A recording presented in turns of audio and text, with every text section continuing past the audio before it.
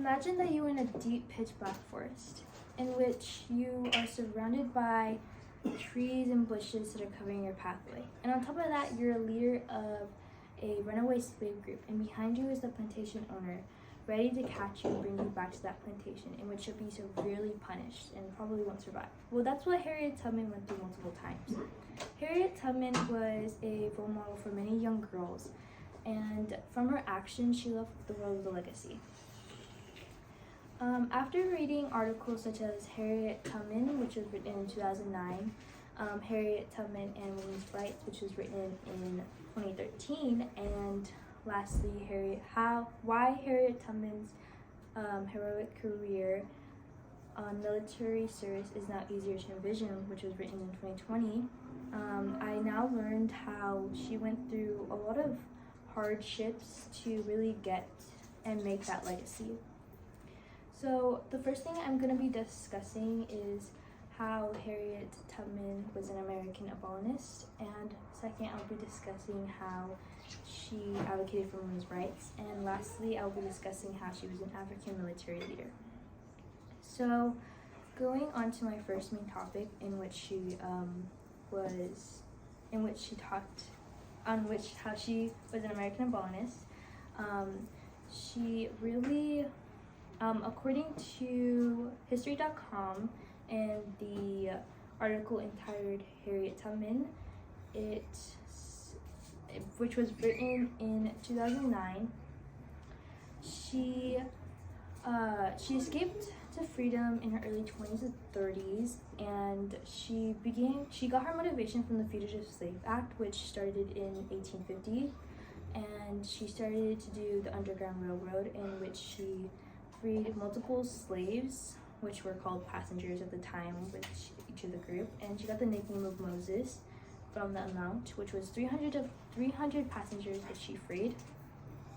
After talking about my first main point, I'll be now discussing my second main point and how she advocated for women's rights. So she advocated for women's rights with the Women's Rights Suffrage group, in which her friends created and were the founders of that group. And she believed in equality for everyone, even if they were people of color or not. So according to Historical Society, entitled Harriet Tubman and Women's Rights, she went through how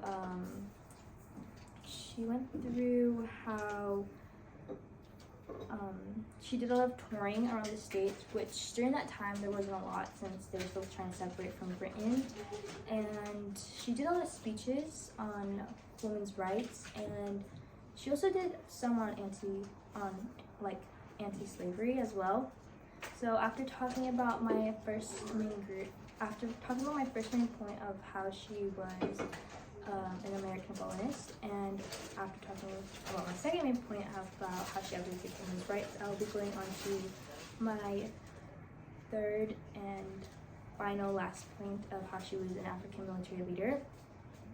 So according to an article written by Alice George, it was entitled "Why Harriet Tubman's Heroic Military Career is Now Easier to Envision."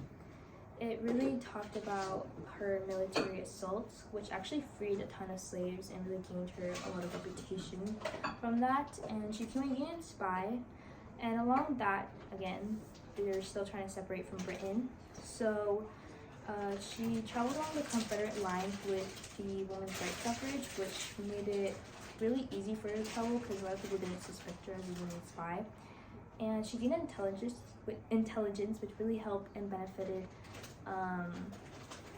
the government during times when they were still small and still needed a lot of power to really separate from Britain. So in conclusion, I hope that you have learned the different careers that Harriet Tubman took in, and I discussed in the speech how she was an American abolitionist and how she advocated for women's rights, And in my final point, I also talked about how she was an African military leader. So Harriet Tubman was also a role model for many young girls from her actions, which left the world with her legacy. And I hope that every time you see Harriet Tubman's name, that you will remember all the hardships that she went through, and you should know that Harriet Tubman was a very strong woman and took on a lot of careers just to make this legacy so she can change the world.